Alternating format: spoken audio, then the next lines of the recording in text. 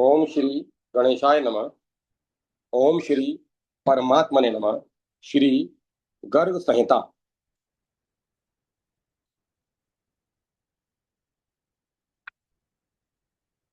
मथुरा खंड दूसरा अध्याय। केशी का वध। श्री नारद जी कहते हैं, मिथिलेश्वर उधर बलवान एवं मदोन्मत्त महादैत्य केशी घोड़े का रूप धारण कर रमणीय वृंदावन में गया और मेघ की भांति गर्जना करने लगा। उसके पैरों के आघात से सुदृढ़ वृक्ष भी टूट कर धराशायी हो जाते थे। पूंछ की चोट पाकर आकाश में घने बादल भी छिन्न भिन्न हो जाते थे। मिथिलेंद्र उसका वेग दुस्सह था उसे उसका वेग दुस्साह था। उसे देखकर गोपियों के समुदाय अत्यंत भय से व्याकुल हो भगवान श्री कृष्ण की शरण में गए। पाप और पापियों को पीड़ा देने वाले भगवान ने डरो मत यह कहकर उन सब को अभय दान दिया और कमर में पीताम्बर कस कर वे उस दैत्य को मार डालने की चेष्टा में लग गए। राजन, उस महान असुर ने अपने पैरों अपने पिछले पैरों से श्री हरि के ऊपर आघात किया और पृथ्वी को कपाता हुआ वह आकाश मंडल को अपनी गर्जना से गुंजाने लगा। तब जैसे हवा कमल को उखाड़ कर फेंक देती है, उसी प्रकार श्री कृष्ण ने उस दैत्य के दोनों पैर पकड़कर बाहुबल से घुमाते हुए उसे 1 योजन दूर फेंक दिया। उसने भी क्रोध से भरे हुए वहां आकर ब्रज के प्रांगण में भगवान श्री हरि के ऊपर अपनी पूंछ से प्रहार किया। राजन, तब श्री कृष्ण ने उसकी पूंछ पकड़ ली और बाहु वेग से बलपूर्वक घुमाते हुए उसे आकाश में 100 योजन दूर फेंक दिया। आकाश से नीचे गिरने पर उसे मन ही मन कुछ व्याकुलता का अनुभव हुआ, किंतु पुनः उठकर वह बलवान दैत्य मेघ के समान गर्जना करने लगा। अपनी गर्दन के आयालों को कपाता और पूंछ के बालों को आकाश में बार बार हिलाता हुआ वह दैत्य अपने पैरों से पृथ्वी को विदीर्ण करता हुआ श्री हरि के सामने उछल कर आया। तब भगवान मधुसूदन ने केशी को एक मुक्का मारा। उसके उनके मुक्के की मार से वह 2 घड़ी तक बेहोश पड़ा रहा। तब उस अश्वरूपधारी असुर ने श्री हरि के गले को अपने मुंह से पकड़ लिया और उन्हें उठाकर वह भूमंडल से लाख योजन भूमंडल से लाख योजन दूर आकाश में उड़ गया। वहां आकाश में उन दोनों के बीच 2 पहर तक घोर युद्ध हुआ। राजन, वह अपने पैरों से, दांतों से, गर्दन के अयालों से, पूंछ और तीखी खुरों से बार बार श्री हरि पर आघात करने लगा। तब श्री हरि ने उसे दोनों पैरों से पकड़कर इधर उधर घुमाना आरंभ किया और जैसे बालक कमंडलू फेंक दे, उसी प्रकार उन्होंने आकाश में उस दैत्य को नीचे गिरा दिया। फिर भगवान श्री हरि ने उसके मुंह में अपनी बाह डाल दी। वह बाह उसके उदर तक जा पहुंची और असाध्य रोग की भांति बड़े जोर से बढ़ने लगी। इससे उस महान असुर की प्राणायु अवरुद्ध हो गई और वह मल त्यागने में लगा। उसका पेट फट गया और वह अश्वरूपधारी असुर तत्काल प्राणों से हाथ धो बैठा। शरीर से पृथक होने पर उसने तत्काल दिव्य रूप धारण कर लिया और मुकुट तथा कुंडलों से मंडित हो भगवान श्री कृष्ण को दोनों हाथ जोड़कर प्रणाम किया। कुमुद बोला, माधव, मैं इंद्र का अनुचर हूँ। मेरा नाम कुमुद है। मैं बड़ा तेजस्वी, रूपवान और वीर था तथा देवराज इंद्र पर छत्र लगाया करता था।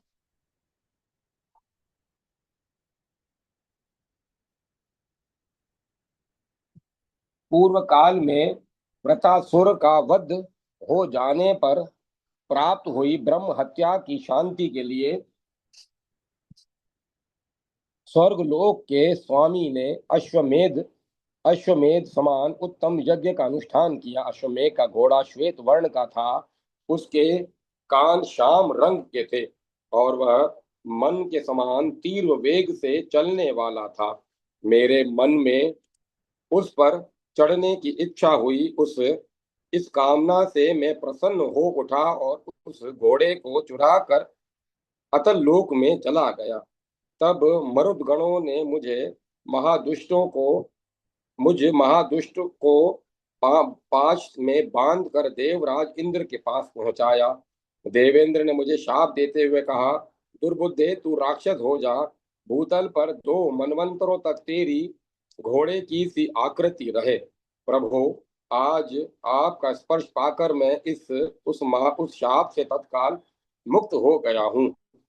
देव, अब मुझे अपना किंकर बना लीजिए। मेरा मन आपके चरण कमलों में लग गया है। आप समस्त लोकों के एकमात्र साक्षी हैं। आप भगवान श्री हरि को नमस्कार है। श्री नारद जी कहते हैं, राजन, मिथिलेश्वर यूं कहकर परमेश्वर श्री कृष्ण की परिक्रमा करके कुमुद अत्यंत प्रकाशमान उत्तम विमान पर आरूढ़ हो दिशा मंडल को उद्भित करता हुआ वैकुंठ लोक को चला गया। इस प्रकार श्री गर्ग संहिता में श्री मथुरा खंड के अंतर्गत श्री नारद बहुलाश्व संवाद में केशी का वध नामक दूसरा अध्याय पूरा हुआ। जय माता सरस्वती। जय मां सरस्वती। तीसरा अध्याय, अक्रूर का नंदग्राम गमन। मार्ग में उनकी बलराम श्री कृष्ण से भेंट तथा उन्हीं के साथ नंद भवन में प्रवेश, श्री कृष्ण से बातचीत और उनका मथुरा गमन के लिए निश्चय, मथुरा यात्रा की चर्चा सब और फैल जाने पर गोपियों का विरह की आशंका से उद्विग्न हो उठना।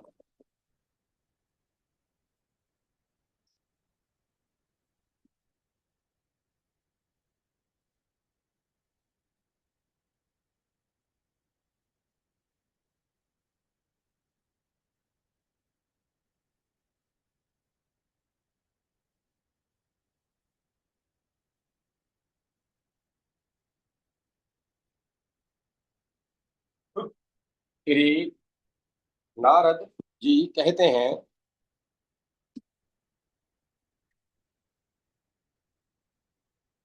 मिथिलेंद्र, अक्रूर जी रथ पर आरूढ़ हो राजा कंस का कार्य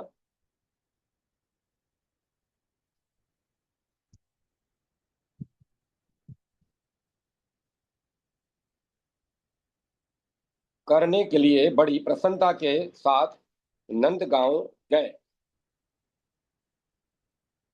पुरुषोत्तम श्री कृष्ण के प्रति उनकी पराभक्ति थी।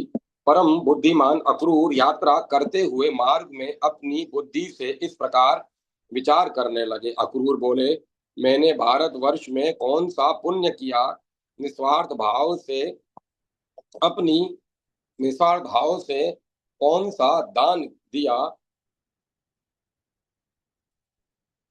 कौन सा उत्तम यज्ञ, तीर्थ यात्रा अथवा ब्राह्मणों की शुभ सेवा की, जिससे आज मैं भगवान परमेश्वर श्री हरि का दर्शन करूंगा।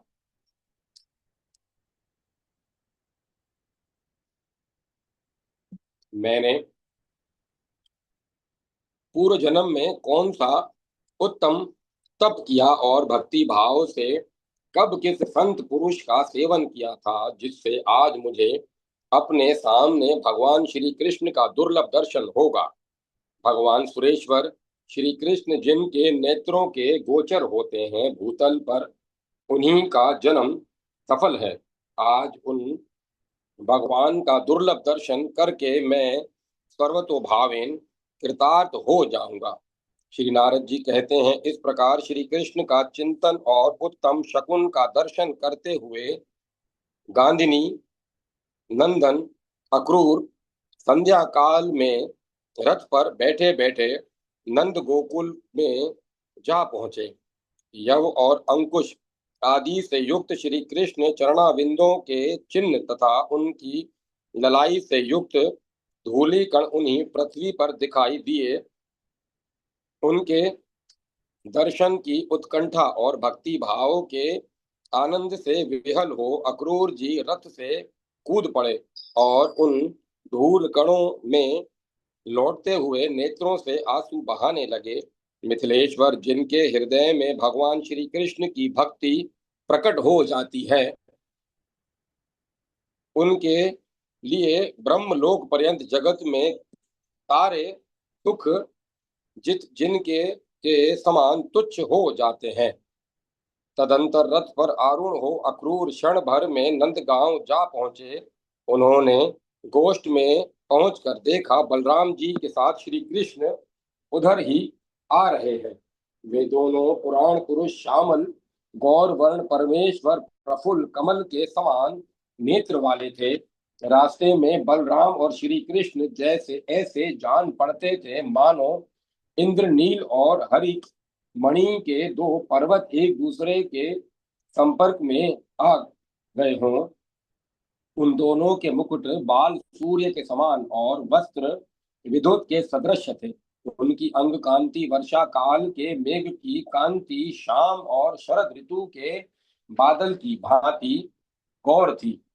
उन दोनों को देखकर अक्रूर तुरंत ही रथ से नीचे उतर गए और भक्ति भाव से संपन्न हो उन दोनों के चरणों में गिर पड़े। उनका मुख नेत्रों से झरते हुए आंसुओं की धारा से व्याप्त और शरीर रोमांचित था। उन्हें देख परमेश्वर श्री हरि ने दोनों हाथों से उठा लिया और वे माधव दया से द्रवित हो भक्त को हृदय से लगाकर आंसुओं की वर्षा करने लगे। इस प्रकार बलराम सहित श्री हरि उनके उनसे मिलकर शीघ्र ही उन्हें घर ले आए और वहां उन्होंने उनके लिए श्रेष्ठ आसन दिया। अतिथि सत्कार में एक गाय देकर प्रेम पूर्वक सरस भोजन प्रस्तुत किया। नंद ने अक्रूर को दोनों हाथों द्वारा हृदय से लगा कर पूछा, अहो तुम कंस के राज्य में कैसे जी रहे हो? उस निर्लज ने अपनी बहन के नन्हे से शिशुओं को मार डाला। वह दूसरे लोगों के प्रति दयालु कैसे होगा?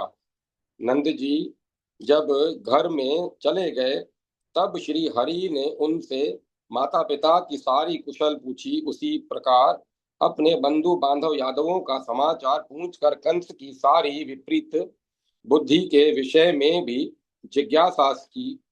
अक्रूर बोले, देव, परसों की बात है, भोजराज कंस हाथ में तलवार ले वसुदेव को मार डालने के लिए उद्यत हो गया था, किंतु नारद जी ने उसे रोक दिया था। समस्त यादव बंधु बांधव भय से विहल हो और दुखी हैं। भूमन कितने ही कंस के भय से कुटुंब सहित दूसरे देशों में चले गए हैं। वह आज ही यादवों को मार डालने और देवताओं को जीत लेने के लिए उद्योगशील है। इस पृथ्वी पर बलवान दैत्यराज कंस कुछ और भी करना चाहता है। अतः आप दोनों को जगत का अक्षय कल्याण करने के लिए वहां अवश्य चलना चाहिए। आप दोनों प्रभुओं के लिए सत्पुरुषों का कोई भी कार्य सिद्ध नहीं हो सकता। आप दोनों प्रभुओं के बिना सत्पुरुषों का कोई भी कार्य सिद्ध नहीं हो सकता। श्री नारद जी कहते हैं, राजन, अक्रूर जी की बात सुनकर बलराम सहित भगवान श्री कृष्ण ने नंद और नंदराज की सलाह लेकर कार्यकर्ता गोपों से इस प्रकार कहा। श्री भगवान बोले, बंधुओं, बड़े बूढ़े गोपों के साथ बलराम सहित मैं तथा नंदराज भी मथुरा जाएंगे। नवो नंद और उपनंद तथा चहों वृषभानु सब लोग प्रातः काल उठकर मथुरा की यात्रा करेंगे। अतः तुम सब लोग दही, दूध और घी आदि गौर का गौरस एकत्र करो। इसके साथ राजा को देने के लिए अन्य अन्य उपायन भी होंगे। छकड़ों के साथ रथों को भी ठीक ठाक करके शीघ्र तैयार कर लो। श्री नारद जी कहते हैं, यह सुनकर कार्य करने वाले सब गोपों ने घर घर में जाकर गोपियों के सुनते हुए वह सारा कथन ज्यों का त्यों दोहरा दिया। यह सुनकर गोपियों का हृदय उद्विग्न हो उठा। वे भावी विरह की आशंका से विहल हो गई और घर घर में एकत्र हो वे सब की सब परस्पर इसी विषय की बातें करने लगी। नृपेश्वर, महात्मा श्री कृष्ण के प्रस्थान की यह बात वृषभानु वर के भी घर में पहुंच गई। प्रियतम चले जाएंगे, यह समाचार भरी सभा में अकस्मात सुनकर वृषभानु नंदिनी अत्यंत दुखित हो गई। वे हवा की मारी हुई कदली की भांति पृथ्वी पर गिर पड़ी और मूर्छित हो गई। किन्हीं गोपियों की मुखश्री अत्यंत मलिन हो गई, हाथ की अंगूठियां कलाइयों के कंगन बन गई, उनके केशों के बंधन ढीले हो गए और उनके और घर के सारे काम काज और उनमें गुथे हुए फूल शीघ्र ही शिथिल होकर गिर पड़े। वे गोपियां चित्र दिखी सी खड़ी रह गई। नरप्रेश्वर, कुछ गोपियां अपने घर में श्री कृष्ण गोविंद हरे मुरारे यूं कहती हुई अत्यंत विहल हो गई और घर के सारे काम काज छोड़कर योगी की भांति ध्यानानंद में मग्न हो गई। राजन, कुछ गोपियां समर्थ रहीं। वे एकत्र हो एक साथ आपस में इस प्रकार बातें करने लगी। बात करते समय उनके कंठ गदगद हो गए थे और वाणी लड़खड़ा रही थी। उनके नेत्रों से स्वतः अश्रुधारा प्रवाहित होने लगी। गोपियां बोली, अहो, अत्यंत निर्मोही जन का चरित्र बड़ा विचित्र होता है, वह कहने योग्य नहीं है। निर्मोही मनुष्य मुंह से तो कुछ और कहता है परंतु हृदय में कुछ और ही भाव रखता है। उसके मन की बात तो देवता भी नहीं जानता, फिर मनुष्य कैसे जान सकता है। रास में उन्होंने जो जो बात कही थी उस सब को अधूरी ही छोड़कर वे चले जाने को उद्यत हो गए हैं। अहो, हमारे इन प्राण वल्लभ के मथुरापुरी चले जाने पर हम सबको कौन कौन सा कष्ट नहीं होगा। इस प्रकार श्री गर्ग संहिता में श्री मथुरा खंड के अंतर्गत श्री नारद बहुलाश्व संवाद में अक्रूर का आगमन नामक तीसरा अध्याय पूरा हुआ। जय माता सरस्वती, जय मां सरस्वती। चौथा अध्याय। श्री कृष्ण का गोपियों के घरों में जाकर उन्हें सांत्वना देना तथा मार्ग में रथ रोककर खड़ी हुई गोपांगनाओं को समझाकर उनको मथुरापुरी की ओर प्रस्थित होना। श्री नारद जी कहते हैं, राजन, इस प्रकार कहती हुई गोपांगनाओं के अत्यंत विरह कलेश को जानकर भगवान श्री कृष्ण शीघ्र ही उन सब के घरों में गए।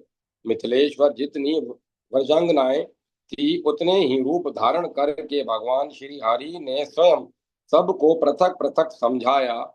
श्री राधा के भवन में जाकर देखा कि वे सखियों से घिरी हुई एकांत स्थान में मूर्छित पड़ी हैं।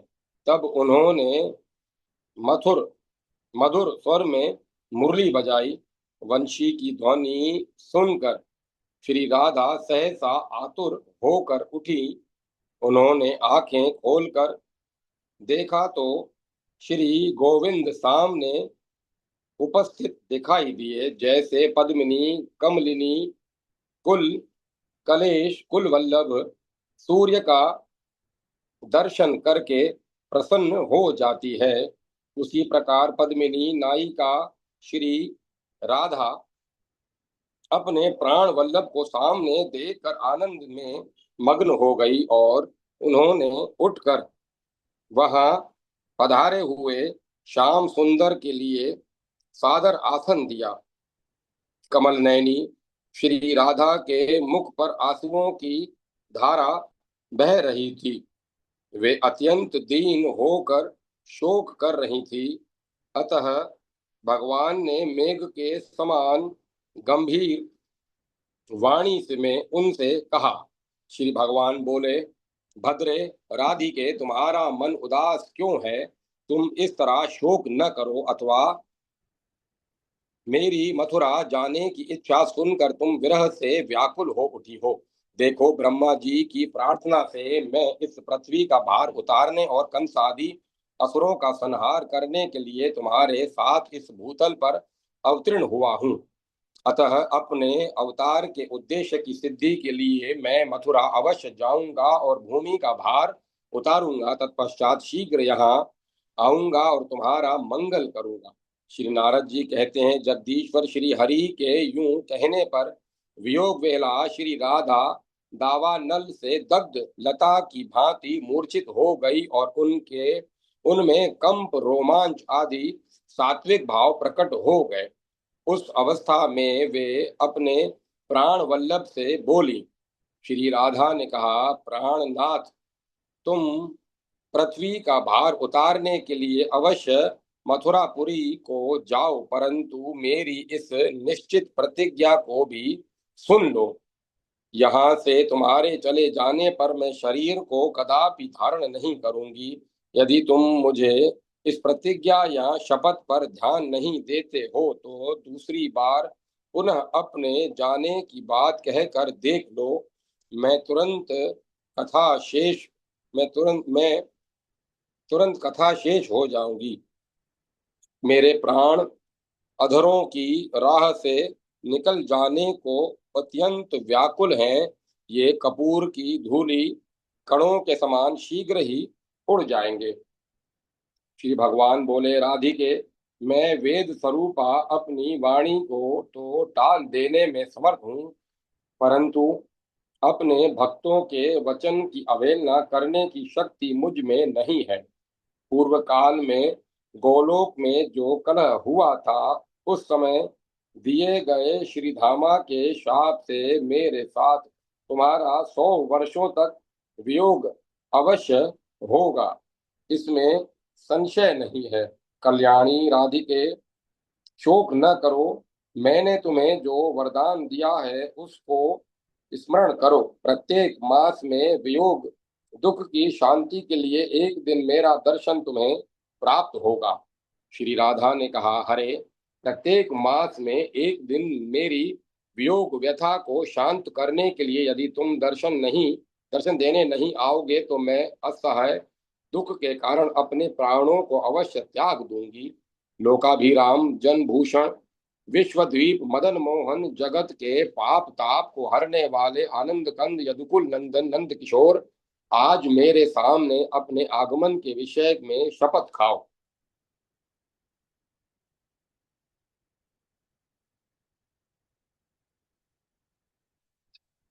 श्री भगवान बोले, रंभोरु, राधे, यदि तुम्हारे वियोग काल में प्रति मास एक दिन मैं तुम्हें दर्शन देने के लिए न आऊं तो मेरे लिए गौओं की शपथ है। मैंने यहाँ जो कुछ कहा है, मेरे उस वचन को तुम संशय रहित और निष्कपट समझो। जो बिना किसी हेतु के निश्चल भाव से मैत्री को निभाता है, वही पुरुष धन्य तम है। जो मैत्री स्थापित करके कपट करता है, वह स्वार्थ रूपी पट से आच्छादित लंपट नट मात्र है। इस उसे धिक्कार है। जैसे यहाँ कर्मेंद्रियां रस, रूप, गंध, स्पर्श एवं शब्द को नहीं जान पाती, उसी प्रकार जो सकाम भाव रखने वाले मुनि हैं, वे इस निरपेक्ष स्वरूप एवं निर्गुण गूढ़ परम सुख को किंचन मात्र भी नहीं जानते। जो लोग समदर्शी, जितेंद्रिय, अपेक्षा रहित तथा एवं महान संत हैं, वे ही उस कामना रहित मेरे परम सुख का अनुभव करते हैं।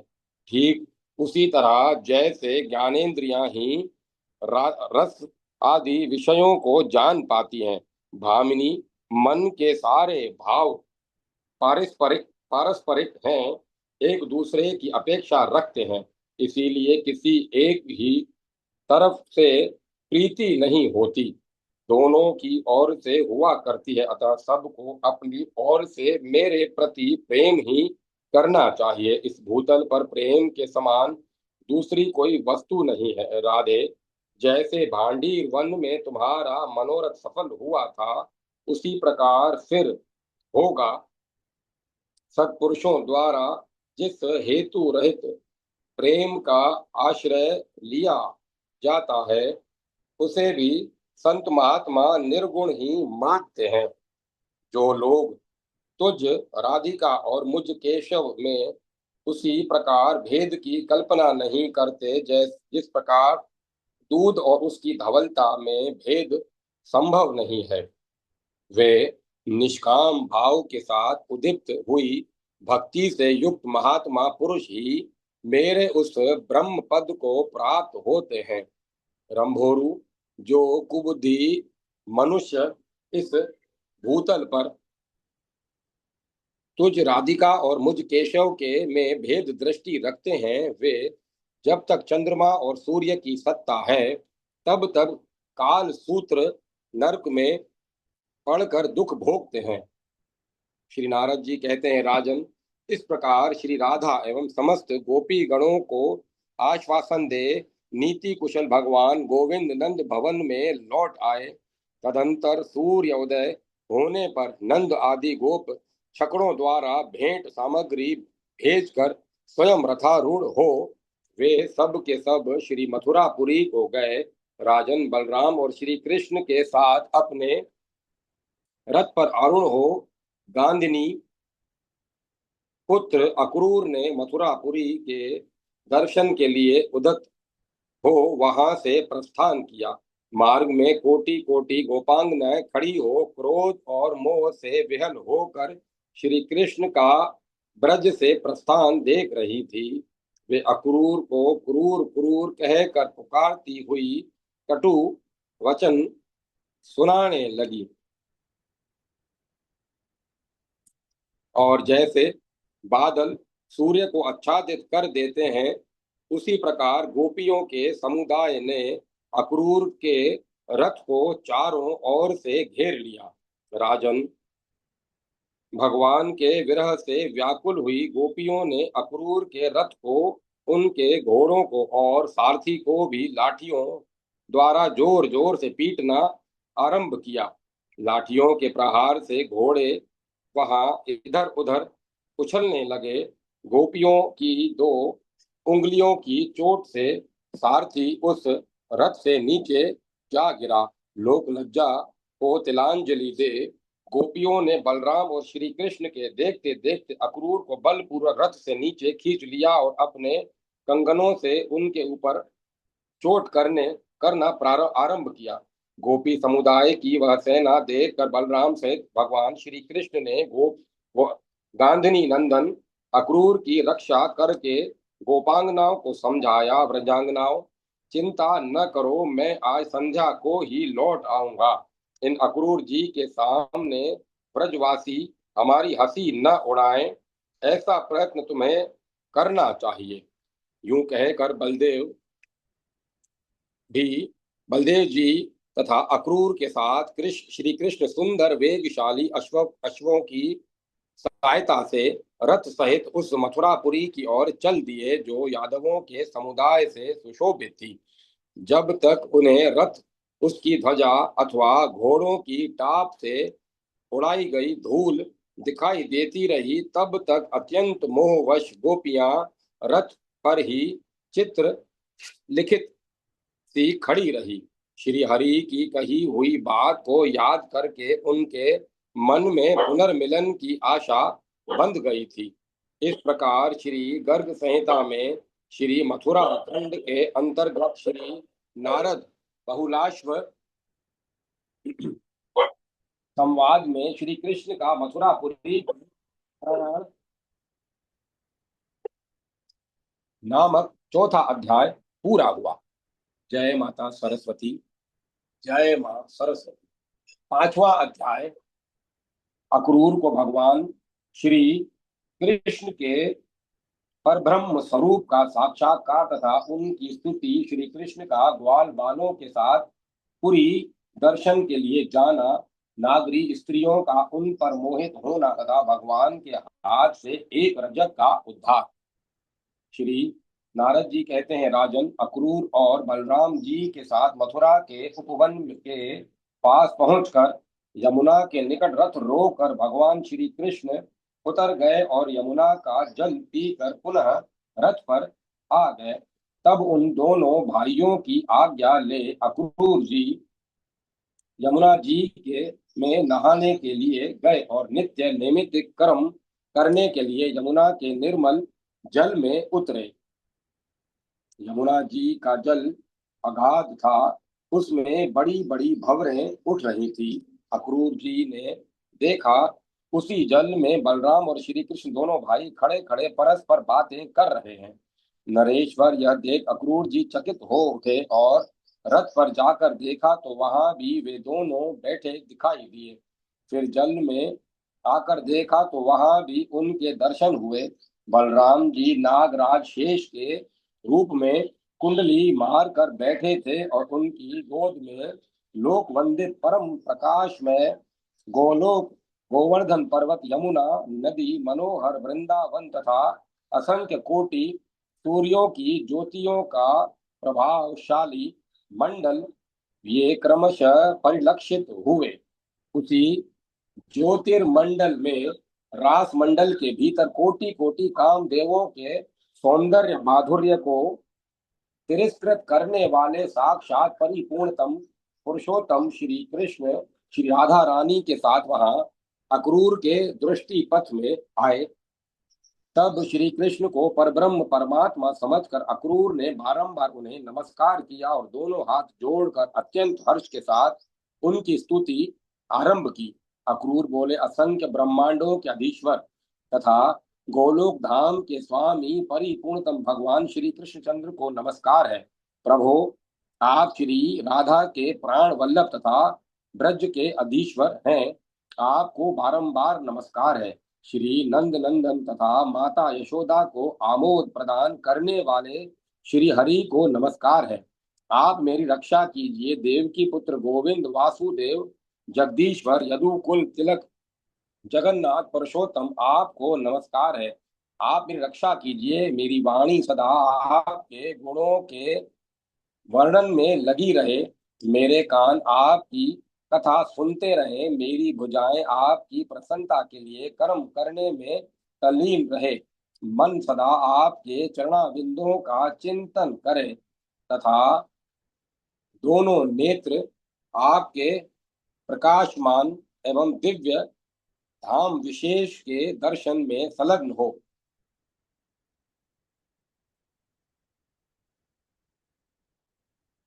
श्री नारद जी कहते हैं, राजन, जब इस प्रकार चकित होकर भगवान का वैभव देखते हुए अक्रूर जी स्तुति कर रहे थे, उसी समय भगवान श्री कृष्ण अपने लोक सहित वहीं अंतर ध्यान हो गए। तब उन्हें नमस्कार करके निमित्त कर्म पूर्ण करने के पश्चात अक्रूर श्री कृष्ण को परब्रह्म स्वरूप जानकर विस्मय पूर्वक रथ पर आए।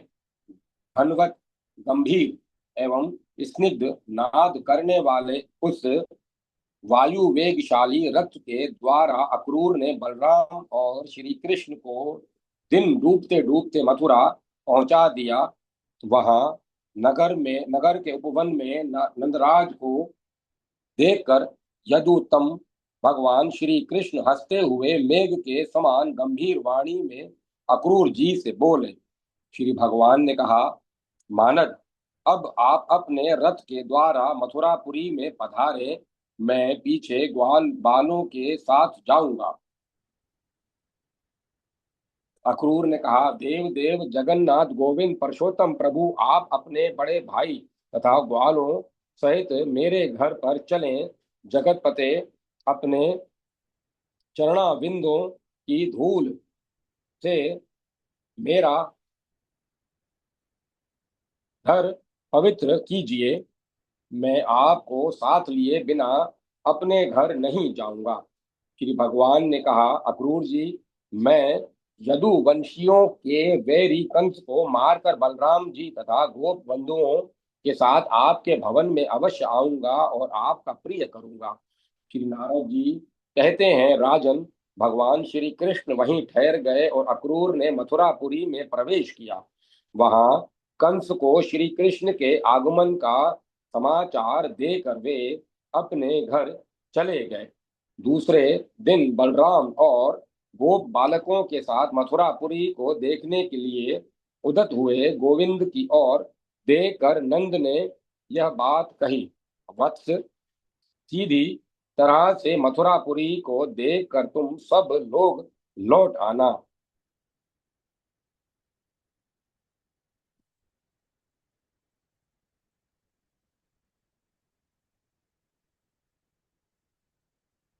इसे गोकुल न समझो, यहाँ कंस का महाभयंकर राज्य है। बहुत अच्छा कहकर भगवान श्री कृष्ण नंद द्वारा प्रेरित बड़े बूढ़े ग्वालों और ग्वाल बालों के साथ पुरी में गए। बलराम जी भी उनके साथ थे। दुर्ग से युक्त वह पुरी स्वर्ण एवं रत्न जड़ित सुंदर ग्रहों तथा गगनचुंबी महलों से देवताओं की राजधानी अमरावती के समान शोभा पाती थी। यमुना के तट पर रत्नों की सीढ़ी बनी थी। वहां चंचल लहरों का कौतूहल देखते ही बनता था। उन सब से तथा दिव्य नर नारियों से युक्त वह नगरी अलकापुरी के समान शोभा पा रही थी। मथुरापुरी की शोभा निहारते हुए और धनियों के भवनों को देखते हुए श्री कृष्ण ग्वाल बालों के साथ राजमार्ग मुख्य सड़क पर आ गए। वसुदेव नंदन श्री कृष्ण ने आगमन का समाचार वसुदेव नंदन श्री कृष्ण के आगमन का समाचार सुनकर मथुरापुरी की स्त्रियां, जो उनके विषय में बहुत कुछ सुन चुकी थी, सारे काम काज और शिशुओं को भी छोड़कर उन्हें देखने के लिए इस प्रकार दौड़ी, मानो नदियां समुद्र की ओर भागी जा रही हो। कुछ स्त्रियां महलों की छत से, कुछ जालीदार झरोकों की छेद से, कोई कोई दीवारों की ओट से, कोई खिड़कियों पर लगे हुए पर्दे हटाकर और कुछ नारियां दरवाजे के किवाड़ों से बाहर निकलकर घर के चबूतरों पर से उन्हें देखने लगी। भगवान श्री कृष्ण का एक चंचल कुंतल भाग उनके मुख पर लटक रहा था, मानो उन्होंने अपने सामने मनुष्यों के मन को हर लेने के लिए उसे धारण किया था, तथा दूसरे कुंतल भाग उन्होंने मुकुट से नीचे दबाकर पीछे की ओर लटका दिया था, मानो पीछे से आने वाले लोगों के मन को मोहने के लिए उसे उन्होंने पृष्ठ भाग की ओर धारण किया था। उनका आधा पीतांबर कमर में बंधा हुआ चमक रहा था और आधा कंधे पर पड़ा नील मेघ के विद्युत की सी शोभा धारण कर रहा था। राजन, उन्होंने अपने एक हाथ में कमल और वक्ष स्थल में वैजयंती माला धारण कर रखी थी। कानों में नवीन मकराकार कुंडल पहने तथा बाल सूर्य के समान कांतिमान सोने के बाजू बंद से विभूषित बाहु मंडल वाले असंख्य ब्रह्मांडाधिपति परात पर भगवान वसुदेव नंदन श्री कृष्ण को देखकर समस्त पूर्वासिनी स्त्रियां मोहित हो गई। नागरी स्त्रियां बोली, अहो, वह वृंदावन कैसा रमणीय है जहाँ ये नंद नंदन स्वयं निवास करते हैं। वे समस्त गोपगण भी धन्य हैं जो प्रतिदिन उनके मनोहर रूप का दर्शन करते रहते हैं। वे गोपांगनाएं भी धन्य हैं, न जाने उन्होंने कौन सा पुण्य किया है जो रास रंग में वे बारंबार उनके अधरा अमृत का पान किया करती हैं। श्री नारद जी कहते हैं, राजन, उस राजमार्ग पर एक कपड़ा रंगने वाला रजक जा रहा था। वह बड़ा घमंडी और उन्मत्त जान पड़ता था। ग्वाल बालों की अनुमति से मधुसूदन ने उससे कहा, मेरे महाबुद्धिमान मित्र, हमारे लिए सुंदर वस्त्र दो। यदि दे दोगे तो तुम्हारा परम कल्याण होगा, इसमें संशय नहीं है। वह रजक कंस का सेवक था और बड़ा भारी दुष्ट था। श्री कृष्ण की बात सुनकर धृत से अभिमिश्रित अभिषिक्त अग्नि की भांति वह अत्यंत रोष में प्रज्वलित हो उठा और उस राजमार्ग पर माधव से इस प्रकार बोला। रजक ने कहा, अरे, तुम्हारे बाप दादाओं ने ऐसे ही वस्त्र धारण किए हैं क्या? उद्दंड ग्वाल बालों, क्या तुम्हारे पूर्वज कोपिन धारी नहीं थे? जंगल में रहने वाले गोपों, यदि जीवन चाहते हो तो तुम सब के सब नगर से शीघ्र निकल जाओ, अन्यथा वस्त्र की चोरी करने वाले तुम सब लोगों को मैं जेल में बंद करा दूंगा। श्री नारद जी कहते हैं, राजन, इस तरह की बातें करने वाले उस रजक के मस्तक को यदुकुल तिलक श्री कृष्ण ने खेल खेल में हाथ के अग्रभाग से ही मरोड़ दिया। विदेहराज उसके शरीर की ज्योति घनश्याम श्री कृष्ण में लीन हो गई। राजन, फिर तो उसके समस्त अनुगामी सेवक वस्त्रों के गट्ठे वहीं छोड़कर उसी तरह सब और भाग गए, जैसे शरत काल में हवा के वेग से बादल छिन्न भिन्न हो जाते हैं। उन वस्त्रों में से बलराम और श्री कृष्ण अपने पसंद के कपड़े लिए जब खड़े हो गए, तब शेष वस्त्रों को ग्वाल बालों तथा अन्य राहगीरों से ने ले लिया। उन वस्त्रों को कैसे पहनना चाहिए, यह बात ग्वाल बाल नहीं जानते थे। अतः बलराम और श्री कृष्ण के देखते देखते वे उन सुंदर वस्त्रों को अस्त व्यस्त ढंग से पहनने लगे।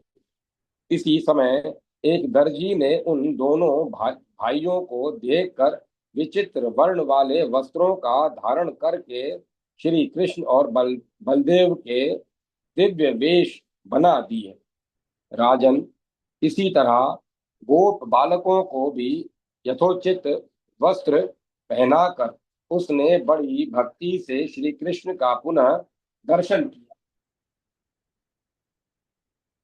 उस दर्जी पर प्रसन्न हो भगवान ने उसे अपना सारूप्य प्रदान किया तथा बलदेव जी ने भी पुनः उसे बल, लक्ष्मी और ऐश्वर्य प्रदान किया। इस प्रकार श्री गर्ग संहिता में श्री मथुरा खंड के अंतर्गत श्री नारद बहुलाश्व संवाद के में श्री कृष्ण का मथुरा में प्रवेश नामक 5वां अध्याय पूरा हुआ। जय माता सरस्वती। जय मां सरस्वती। छठा अध्याय, सुदामा, माली और कुब्जा पर कृपा, धनुर्भंग तथा मथुरा की स्त्रियों पर श्री कृष्ण के मधुर मोहन रूप का प्रभाव।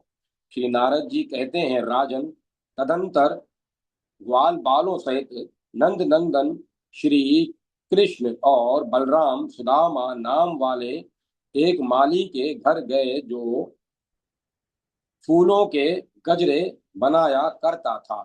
उन दोनों भाइयों को देखते ही माली उठकर खड़ा हो गया।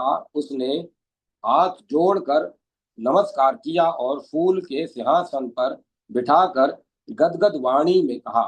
सुदामा बोला, देव, यहाँ आपके शुभागमन से मेरा कुल तथा घर दोनों धन्य हो गए। मैं ऐसा समझता हूँ कि मेरी माता के कुल की 7 पीढ़ियां, पिता के कुल की 7 पीढ़ियां तथा पत्नी के कुल की भी 7 पीढ़ियां वैकुंठ लोक में चली गई। आप दोनों परिपूर्णतम परमेश्वर हैं और भूतल का भार उतारने के लिए इस यदुकुल में अवतीर्ण हुए हैं। आप दीनाती दीनाती दीन के घर आए हुए आप दोनों मुझ दीनाती दीन के घर आए हुए आप दोनों भाइयों को नमस्कार है। आप परात्पर जगदीश्वर हैं।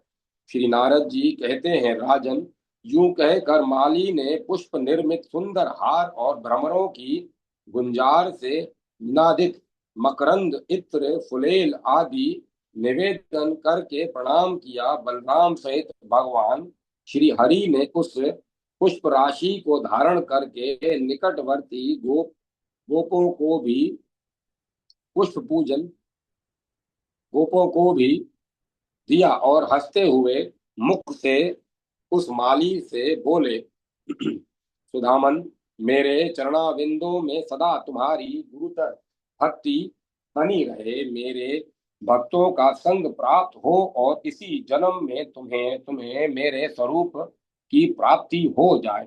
तदंतर बलदेव जी ने भी इसे उसके कुल में निरंतर बढ़ने वाली लक्ष्मी प्रदान की। राजन, फिर वे दोनों भाई वहां से उठकर दूसरी गली में गए।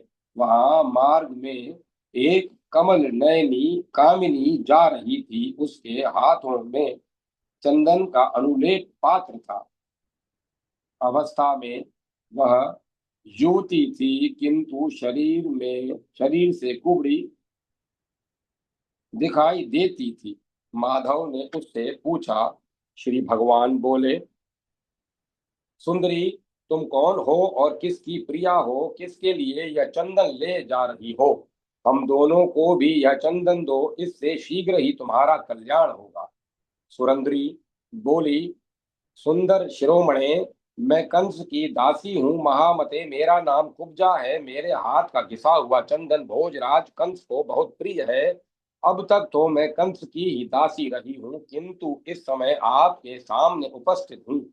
हाथी के शुंड दंड की भांति जो आपके ये बलिष्ठ भुजदंड हैं, इनमें मेरा मन लग गया है। आप दोनों भाई भाइयों को छोड़कर दूसरा कौन सा पुरुष है जो इस चंदनानुलेप के योग्य हो?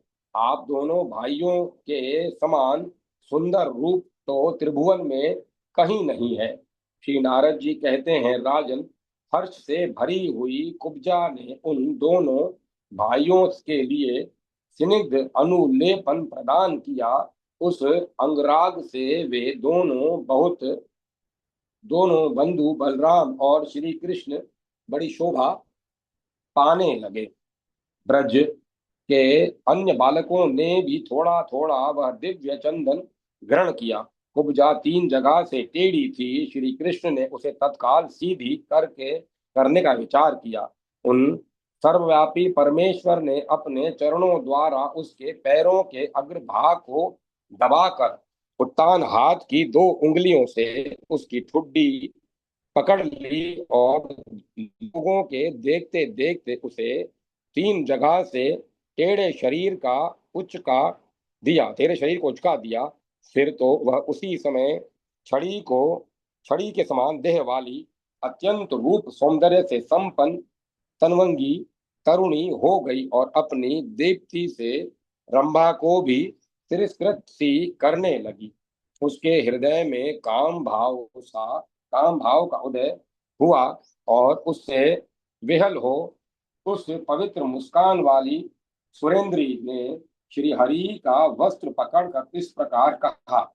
सुरेंद्री बोली, सुंदर प्रवर, अब तुम शीघ्र ही मेरे घर चलो। निश्चय ही मैं तुम्हें छोड़ नहीं सकूंगी।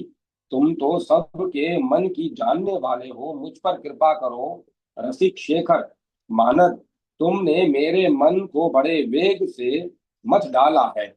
श्री नारद जी कहते हैं, राजन, तब सब गोप अहो यह क्या परस्पर यूं कहते हुए ताली पीट पीट कर हंसने लगे।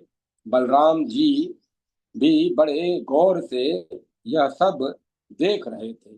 उस सुंदरी के अपने घर चलने के लिए प्रार्थना करने लगे। भगवान श्री हरि ने यह उत्तम बात कही।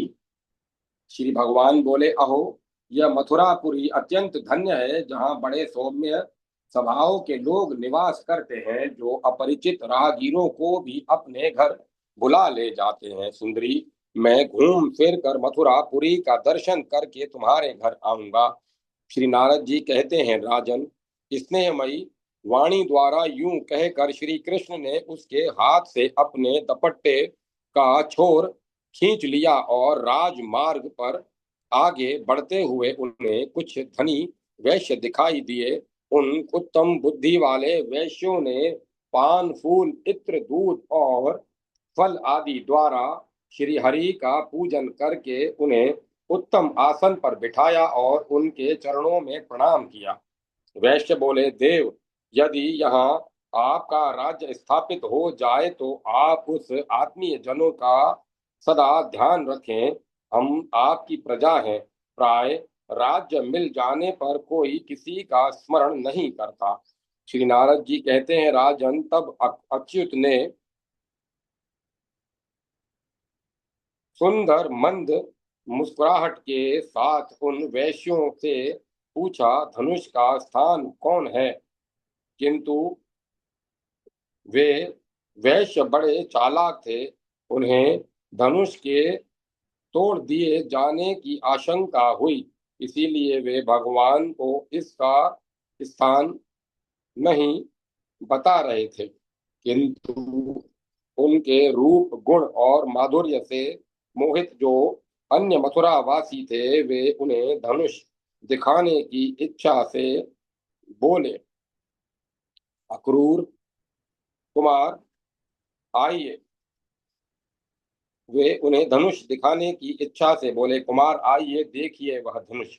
तब उनके दिखाए हुए मार्ग से श्री कृष्ण ने धनुषशाला में प्रवेश किया। वे मथुरा वासी समयस्कुर बालकों के साथ मैत्री भाव से स्थापना भी करते जाते थे। वह धनुष सुनहरे बेल बूटों से विचित्र चित्रित था। उसकी लंबाई 7 ताड़ के बराबर थी। वह देखने में इंद्रधनुष सा जान पड़ता था। वह इतना अधिक भारी था कि 5,000 मनुष्य एक साथ मिलकर भी उसे एक स्थान से दूसरे स्थान पर ले जा सकते थे। उसका एक स्थान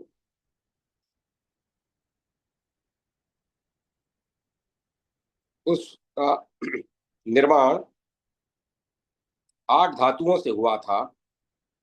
वह कठोर धनुष 1,00,000 भार के समान भारी था और चतुर्दशी तिथि को पूर्ववासियों द्वारा पूजित हो यज्ञ मंडप में स्थापित किया गया था। पूर्व काल में भृगुकुल नंदन परशुराम जी ने राजा यदु को वह धनुष दिया था। माधव श्री कृष्ण ने ऐसा देखा। वह कुंडली मारकर बैठे हुए शेषनाग के समान प्रतीत होता था।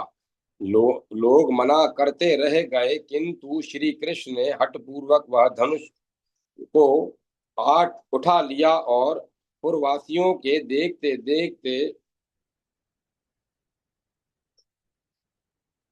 खेल खेल में उसके ऊपर प्रत्यंचा चढ़ा दी। राजन, फिर श्री हरि ने अपने भुजदंडों से उस धनुष को कान तक खींचा और जैसे हाथी चीख के डंडे को तोड़ डालता है,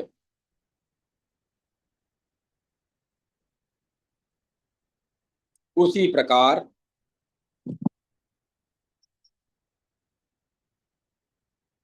उसी प्रकार उसको बीच से खंडित कर दिया। टूटते हुए उस धनुष की टंकार बिजली की गड़गड़ाहट के समान प्रतीत हुई। इससे भू आदि 7 लोकों तथा 7 पातालों सहित सारा ब्रह्मांड गूंज उठा। दिग्गज विचलित हो गए, तारे टूटने लगे, भूखंड मंडल कांप उठा, पृथ्वी पर रहने वाले लोगों के कान तत्काल बहरे हो गए। वह शब्द 2 घड़ी तक कंस के हृदय को विदीर्ण करता रहा। उस धनुष की रक्षा करने वाले आतताई असुर अत्यंत कुपित होकर उठे और श्री कृष्ण को पकड़ लेने की इच्छा से परस्पर कहने लगे, बांध लो इसे। उन्हें सशस्त्र आक्रमण करते देख बलराम और श्री कृष्ण ने धनुष के दोनों टुकड़े लेकर उन दुर्मद दैत्यों को बड़े वेग से पीटना आरंभ किया। धनुष खंडों के अत्यंत प्रबल प्रहार से इतने ही वीर तत्काल मूर्छित हो गए, किन्हीं के पांव टूटे, किन्हीं के नख फूटे और कितनों ही के कंधे और बाहुखंड खंडित हो गए। भूमि पर प्राण शून्य होकर सो गए। समस्त मथुरा वासियों के समस्त मथुरा वासियों में हलचल मच गई। बहुत इस घटना को देखने के लिए दौड़ आए। नगरी में सब और कोलाहल होने लगा और वहां के लोगों के मन में बड़ा भारी भय समा गया। भोजराज कंस के सभा मंडप का छत्र अकस्मात टूट कर गिर पड़ा। नरेश्वर ग्वाल बालों तथा बलराम जी के साथ श्री कृष्ण संध्या के समय धनुशाला में से नंदराज के निकट तेजी से आ गए, मानो वे अत्यंत डर गए हों। गोविंद का वह अद्भुत सुंदर रूप देखकर मथुरापुरी की वनिताएं विशेष रूप से मोहित हो गई। उनके वस्त्र खिसक गए, गुथी हुई चोटियां ढीली पड़ गई, हृदय में प्रेम जनित पीड़ा जाग उठी और वे अपनी सखियों से परस्पर इस प्रकार कहने लगी। और स्त्रियां बोली, सखियों, करोड़ों काम देवों की कांति धारण किए श्री हरि बड़ी उतावली के साथ मथुरापुरी में स्वच्छंद विचरने लगे हैं और इन किन्हीं युवतियों ने उन्हें देखा है। हम हम जैसी सभी स्त्रियों के समस्त अंगों में वे अनंग बनकर समाविष्ट हो गए हैं। कुछ चतुरा स्त्रियों ने कहा, क्या इस पुरी में ऐसी क्रूर स्त्रियां नहीं हैं जो अनग मोहन श्री कृष्ण के सारे अंगों को घूर घूर कर देखती हों।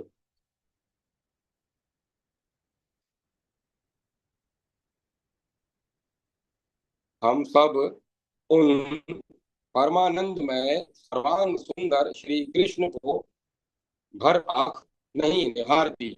सखी, किसी किसी एक ही अंग में सौंदर्य माधुर्य दिखाई देता है और वहीं हमारे नेत्र पतंग के समान टूट पड़ते हैं, परंतु जो सर्वांग सुंदर एवं मनोहर है, उन्हें केवल नेत्र से पूर्णतया कैसे देखा जा सकता है। नंद नंदन का अंग अंग सुंदर है, उसमें जहां जहां भी दृष्टि पड़ती है, वहीं वहीं परम सुख पाकर वहां वहां से लौटने का नाम नहीं लेती। वे लावण्य के महासागर हैं, उनमें हमारा चित्त किस तरह लगा है, मानो उसी में डूब गया हो। श्री नारद जी कहते हैं, मिथिलेश्वर नगर की जिन स्त्रियों ने दिन में ब्रजराज नंदन को देखा, उन्होंने स्वप्न में भी उन्हीं का दर्शन किया। फिर जिन्होंने रास मंडल में उनके साथ रास लीला की, वे गोपांगनाएं उनके मधुर मनोहर रूप को कैसे निरंतर स्मरण न करें। इस प्रकार श्री गर्ग संहिता में श्री मथुरा खंड के अंतर्गत श्री नारद बहुलाश संवाद में मथुरा दर्शन नामक छठा अध्याय पूरा हुआ। जय माता सरस्वती। जय मां सरस्वती। ओम नमो नारायण। ओम नमो भगवते वासुदेवाय। ओम एम ह्रीम क्लीम चामुंडाय विच्चे। राम लक्ष्मण जान की जय बोलो हनुमान की। जय श्री राधे कृष्ण राधे कृष्ण राधे कृष्ण राधे राधे राधे राधे। अब कथा को विराम दिया जाता है। ओम तत्सत ओम तत्सत ओम तत्सत। श्री